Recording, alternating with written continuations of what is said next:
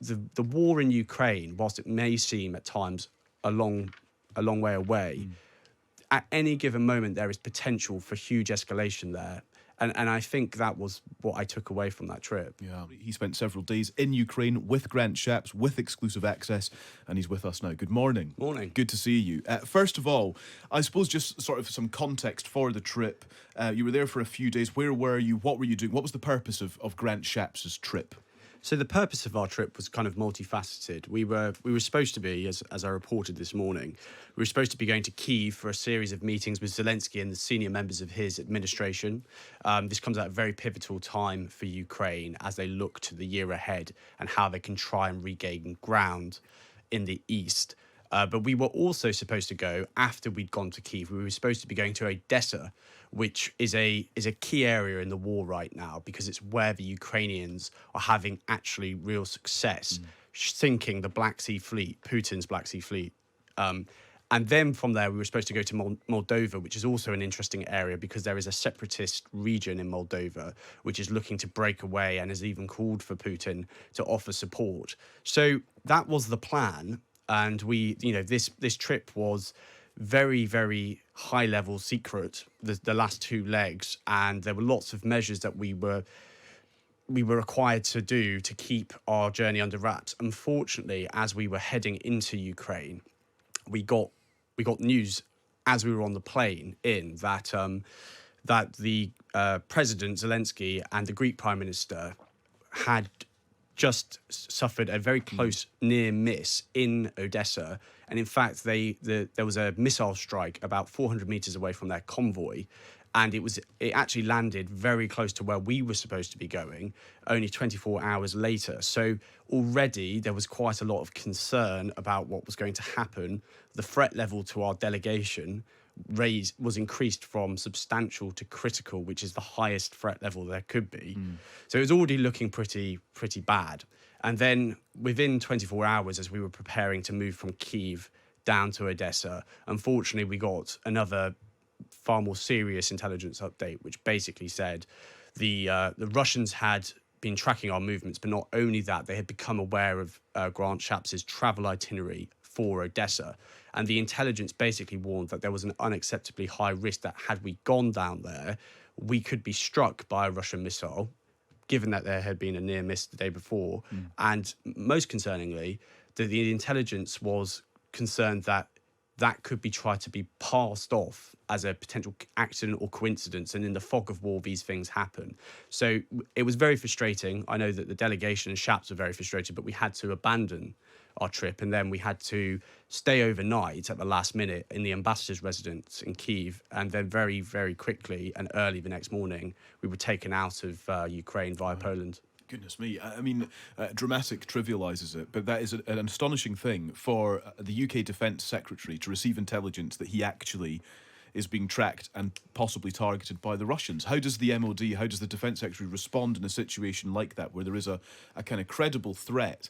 As in, what is the kind of diplomatic repercussion, if you like, or the military repercussion? Well, there are two schools of thought here. I mean, before we move on to the diplomatic response, there were two schools of thought about what to do. Because, do we cow to the Russian threat? There was a real determination within the team, and Shapps was joined by the Chief of Defence Staff, Sir Tony Radakin. There was a sense that we should go anyway because we want to send the message that we won't be intimidated. But the reality is that given that the Greek Prime Minister was in a near miss the day before, and bear in mind Greece is a NATO country, that the ramifications of anything happening, even if the risk is not grave, the risk of something happening could it's unimaginable to think what would have happened, the ramifications for the war, but also NATO. So ultimately, the decision was made that we just couldn't risk it. In terms of what the diplomatic repercussions are, I just don't think there really are any. I think the reality is Shapps said that on the way back that he thought Putin was reckless and ruthless. But 3 days after our visit, he was on a trip to Poland for a NATO exercise, and it emerged that the Russians had been trying to jam the GPS signal on his flight. So the reality is that I think Western leaders are being targeted all the time by Russia, and this is the reality of the war. And I don't think necessarily that your listeners or necessarily the public quite appreciate sometimes that the war in Ukraine, whilst it may seem at times a long way away, at any given moment there is potential for huge escalation there. And I think that was what I took away from that trip. Yeah, the huge potential for huge escalation. What then of the on the ground time that you spent with Grant Shapps and what you saw as part of the delegation with him, and also this call for an increase in British defence spending to 2.5% of GDP. Grant Shapps, in your reporting today, Harry, says that Rishi Sunak should set a deadline for that increase to kick in. That was part of this trip as well. Do you think that is a direct result of what you saw while you were there? Yes, it was partly that, but it's also just partly because I think there is a huge gulf between the rhetoric that our politicians give. And don't get me wrong, I think Britain has done a lot and the support for Britain in Ukraine is tangible. I saw that when I was there. But there is a sense that what Western governments are saying about the war and the reality of the situation that Zelensky finds himself in is growing. It is a bleak situation over there.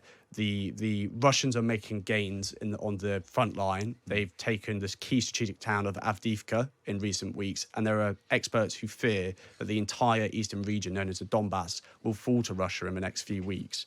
And what military leaders are saying privately is that Russia is now massively increasing defense spending. Russia has increased its defense budget by 70% this year. It's spending $140 billion. And the reality is the West, unless the West is prepared to step up and match that output, Russia is going to increasingly outgun Ukraine. It's already producing more munitions than Ukraine at a rate of 5-1. And the grim reality of a war like this, an attritional war, is that unless we are prepared to step up and give the Ukrainians what they need, there is a real risk that the Russians will outlast the Ukrainians. And that, I think, is what I was most concerned by when we were there. It sounds actually quite bleak that perhaps we're not kind of capturing the full scale of the difficulty and the threat posed to Ukraine by way of a potential defeat here. Yeah, no, that's totally right. I think, and Shapps talked about this when we were on the trip, he warned about a Western attention deficit. And I think the other thing that's looming large on the horizon, which we don't really want to talk about, is starting to be talked about a bit in the media, is that in a few months' time, Americans are going to the polls. And if Donald Trump is re-elected as the US president, and if, as is being talked about, he decides to cut off funding to Ukraine, there's already a $60 billion package being held up in Washington. The reality is that what I'm being told by the British military sources that I spoke to, that is absolutely disastrous for Ukraine. That could be totally fatal. And I just don't think right now we quite realise that by the end of this year, things could be really, really bad there. Wow. That is combined with President Zelensky himself, who's under increasing pressure as well. Corruption scandals. He's had to reshuffle kind of various military figures at the top as well. What sort of insight can you offer on the position of President Zelensky? Well, I think, obviously, in the West, he's still seen as the man of the hour. Everyone remembers the heroism that he demonstrated in the early hours of the invasion on the February 24th, 2022. It was extraordinary to see the president stay put, despite the huge threat to his personal safety. But the reality is that domestically in Ukraine now, he is under pressure because the counteroffensive that they launched in the summer last year did not prove successful. And Zelensky also has conducted a major clear-out of and a shake-up of his armed forces. He's also replaced a few of his top politicians. And it was actually been quite controversial over there. He replaced his commander-in-chief, Valery Zaluzhny, who was an incredibly popular general with the Ukrainian public. Now, some people think that he did that because as a response to the failures on the battlefield. But I think in the kind of Western circles, there is a concern that Zaluzhny was replaced because he was seen as a political threat to Zelensky. And more importantly, he's replaced him with a kind of Soviet-era general called Alexander Syrsky. And there is a concern that Syrsky may have been put in as something of a yes man. And obviously, in war, you need to make sure that decisions on the battlefield are being taken for strategic reasons and not for political reasons, or because the president is coming under pressure. So I think all of those things are at play right now over there. Harry, thank you so much. It's so good to speak to you. And I don't mean to sound trite, but it's so good to see you, given the threat that you were under as part of that delegation as well. So thank you very much. Thanks for coming in.